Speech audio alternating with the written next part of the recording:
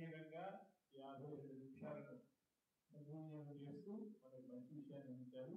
నరేంద్ర కుమార్ గారికి కృతజ్ఞతాపూర్వక రాష్ట్రం 2-3 నిమిషాల్లో మనం గోష్ఠి ప్రారంభం చేసుకుంటాం.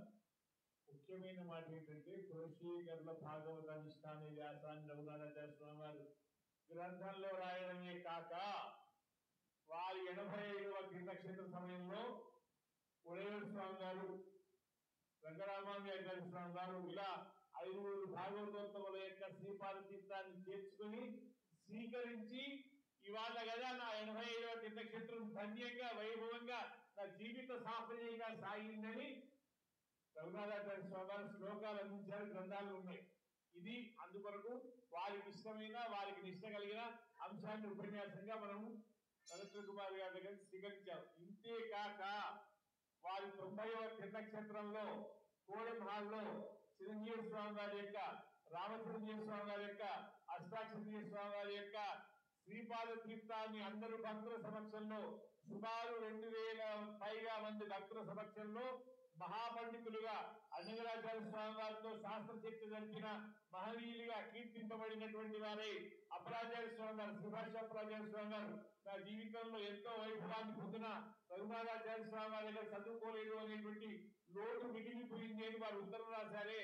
అలాంటి మహనీయుల చేత కీర్తింపబడిన రఘునాథాచార్య స్వామి వారు ఇంతమంది సమక్షంలో జిఎన్ స్వామి వారి యొక్క దాసోహాలను పొందిన రఘునాథాచార్య స్వామి గారు స్వయంగా మధ్యాహ్నం సుమారు 3 గంటల వరకు ఏమి ఆహారం తీసుకోకుండా ముగ్గురు జిఎస్ స్వామి వారి శ్రీపాదాలను వారు సహస్తాలతో దంపతులు అలా పాదప్రక్షాళన చేసి ఆ తీర్థాన్ని స్వీకరించారే.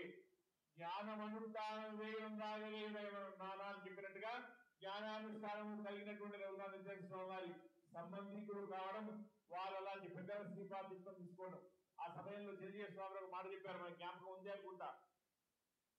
మేము వస్తుంటే వేణుగోపాలాచార్య గారు అన్నారు, ఇప్పుడు పెద్దజీవి స్వామి వారి దగ్గర వాహనం నడిపేవారు, అన్నా నీకు తగునా అన్నట్లుగా, ఏమండి రఘునాథాచార్య స్వామిని ప్రార్థించడం ఏంటి, శ్రీపాదిత్వాన్ని మీరు ఒప్పుకోవడం ఏంటి, వారికి మనం శ్రీపాదిత్వం చేయడం తగునా అని వారు హెచ్చరించినా మనం వారికి శ్రీపాదిత్వం అనుగ్రహించడం కాదు, వారి ఆదేశాన్ని పాటించడం. రామానుజ వారి కాలంలో కూడా వాళ్ళు కోరుకున్నా ఎవరు సిద్ధపడకపోతే ఒక పిల్లవాడిని పైన పెడితే ఆయన ఆ ముగి వారు ఒప్పుకుంటే అలా వారు కైంకర్యం, వారి ఆదేశాన్ని పాటించడం ఆచార్య కైంకర్యంగా భావించినట్టుగా రఘునాథాచార్య స్వామి వారి ఆదేశాన్ని పాటించడం వారికి మనం చేసే కైంకర్యంగా భావించి ఇలా అంగీకరించామని చెప్పారే.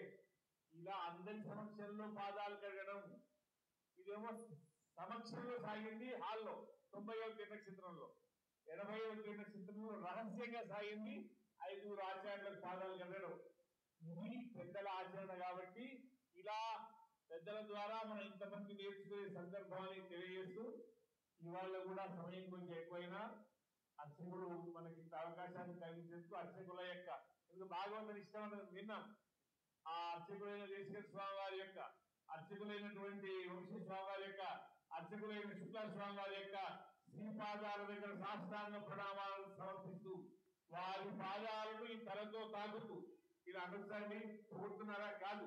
రఘునాథాచార్య స్వామి గారు హైదరాబాద్ లో వారికి పురస్కారం ఇచ్చినప్పుడు ఎవరైతే శ్రీ వైష్ణవ సంఘాన్ని స్థాపించి వైష్ణవ సేవలో ఉన్నటువంటి ఈ సభ్యులున్నారే, ఈ కార్యవర్గ సభ్యులు, సేవా సభ్యులు ఎవరైతే ఉన్నారో వారి పాదాలకు ఈ తలతో సాష్టాంగ నమస్కారం చేస్తున్నాను అన్నారు. కాబట్టి వారు భాగవతోత్తములకు స్వాములకు సాష్టాంగం చేయడం ఎట్లా స్వరూపాన్ని భావించారో, వేదాంత దేశకులు ఎలా హరిదాసుల యొక్క పాదరక్షలు ఈ శిరస్సు తాగాలని భావించారో, మనం ఆ అర్చక స్వాములకు సాష్టాంగ ప్రణామాలు సమర్పిస్తూ వారికి కృతజ్ఞత సమర్పిస్తూ నిన్నటి మంచి కార్యక్రమానికి, ఇవాటి మంచి కార్యక్రమానికి, రేపు జరగబోయే కార్యక్రమం మహా మంచి కార్యక్రమానికి ఈ కుర్చీలు సరిపోకూడదు రేపు.